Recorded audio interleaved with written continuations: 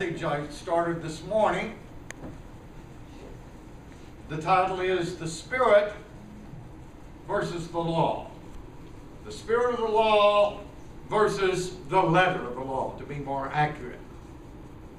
The letter of the law, of course, is what the law actually says, what is written.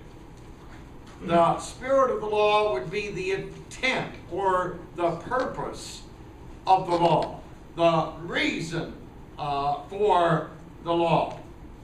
And of course, the spirit of the law is summed up in one word: love. What does love require of us? We're to love God supremely and our neighbor equally. Paul said, "Owe no man anything but love one another. For this thou shalt not kill, thou shalt not commit adultery, thou shalt not bear false witness, thou shalt not steal, thou shalt not covet. If there be any other commandment, it is briefly comprehended in this saying, thou shalt love thy neighbor as thyself." Yeah. Love works no ill towards his neighbor. Therefore, love is the fulfilling of the law. So we always know our moral obligation by figuring out what does love require in this situation, or applying the golden rule. I treat others the way I myself would want to be treated. And of course, I'm convinced that this principle really opens up the Sermon on the Mount. And I was concerned this morning, as I expressed, because some people will end up, and that's what Jesus was doing essentially in the Sermon on the Mount. He was teaching on the spirit of the law. The Pharisees, the Sadducees, the rabbis of Jesus' day had made a letter out of the law. And we're following the letter, but missing the spirit of the law, the intent, the purpose of the law. And so we're going to pick up following that theme. Again, I can't cover everything in the Sermon on the Mount. So I want to just take certain highlights that will illustrate these principles that I have been teaching you today. Verse 33. Again, you have heard that it hath been said by them of old time, thou shalt not forswear thyself. Or in other words, thou shalt not swear, taking oaths, but shalt perform unto the Lord thine oaths. But I say unto you, swear not at all, neither by heaven, for it is God's throne, nor by earth, for it is his footstool, neither by Jerusalem, for it is the city of the great king. Neither shalt thou swear by thy head, because thou canst not make one hair white or black. But let your communication be yea, yea, nay, nay. For whatsoever is more than these cometh of evil. Now, if we take this to the letter, don't swear at all. Well, don't take any vows or any oaths. Well, probably most of you violated that if you're married. You took wedding vows. So I don't think this is what Jesus had in mind. But basically, he was speaking of people taking vows and oaths with the wrong intention of heart.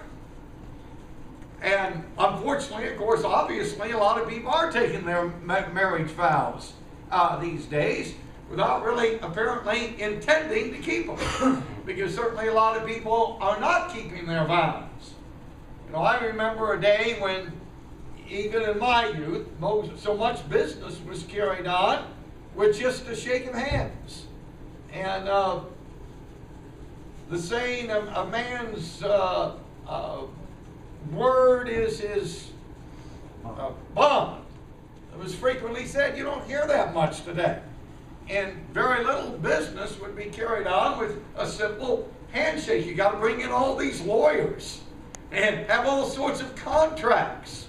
And I think this is the sort of thing that Jesus was concerned about taking place. Yet your yes be yes and mean it. And leave it at that.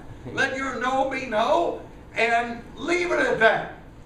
Whereas the Jews would go to all sorts of extremes to get out of this. And let me give you an illustration of the extremes they would go to. It's found in Matthew 23. Jesus is strongly rebuking the scribes and the Pharisees. He says in verse 16, "Woe unto you, you blind guides, which say, Whosoever shall swear by the temple, it is nothing. But whosoever shall swear by the gold of the temple, he is a debtor, or he's obligated to keep it." So he can swear by the temple, the Jews were saying, these Jewish rabbis, and you're not obligated to keep it. But if you swear by the gold of the temple, then you're obligated to fulfill the obligation. Well, that's not letting your yea be yea and your nay be nay.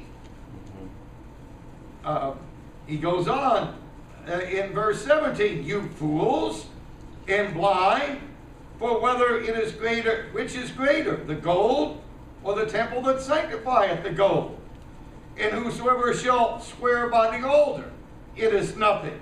But whosoever sweareth by the gift that is upon it, he is guilty." So you see they're making very exacting, very peculiar distinctions, that certain vows you keep, certain vows you don't have to keep. Well, Jesus is teaching you're to keep every vow. You're to keep every commitment. You're to be a man of your word. Yet your yea be yea and your nay be nay. Amen.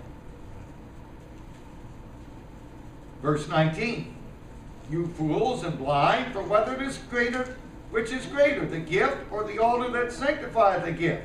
Whosoever therefore shall swear by the altar, swear by it, and by all things thereof." Keep your word, in other words, he's saying. Obviously, he's saying, swear by the altar. If you're going to swear by the altar, keep your word. Whether you're going to swear by the temple or swear by the gold of the temple, keep your word. Verse 21, "And whosoever shall swear by the temple sweareth by him, and by him that dwelleth therein. And he that shall swear by heaven sweareth by the throne of God, and by him that sitteth therein." If you'll notice in 2 Corinthians chapter 1,